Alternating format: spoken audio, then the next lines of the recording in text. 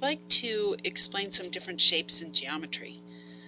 This first shape that I have here is a kite. It can also be called a diamond. What makes this shape a kite is that it has two sides that are right next to each other, or called adjacent, that are the same length. So these two here are the same length, and then it has two more that are also adjacent or right next to each other that are the same length. Okay, so that's what makes it a kite or a diamond, is it has two sets of adjacent sides that are the same length. Now down here I have a parallelogram. What makes this a parallelogram is that it has two sets of sides that are parallel. So these two here are parallel and these two here are parallel. Now in this example there are no 90-degree angles, but there could be a parallelogram with a 90-degree angles. We just call it something else. We call it a rectangle.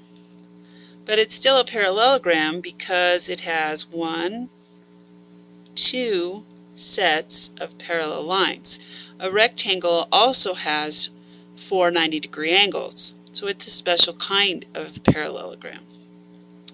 A square is also a special kind of parallelogram because it has two sets of parallel lines. It also has four 90-degree angles and four sides that are the same length. So it's a special kind of parallelogram, but it's also a parallelogram. Then I have a rhombus. And a rhombus is also a parallelogram because it has two sets of parallel lines. So it's also a rhombus. What makes it a rhombus is that all four sides are of equal length. So it's a special kind of parallelogram. You'll also notice that a square would be a special kind of rhombus because in addition to the rules of a rhombus, it has the four 90-degree angles. The last shape that I have here is a trapezoid. A trapezoid is not a parallelogram. It only has one set of parallel lines. And while this example doesn't show it, it can have a 90-degree angle in it if it's a funny looking trapezoid, or an irregular trapezoid as we call them.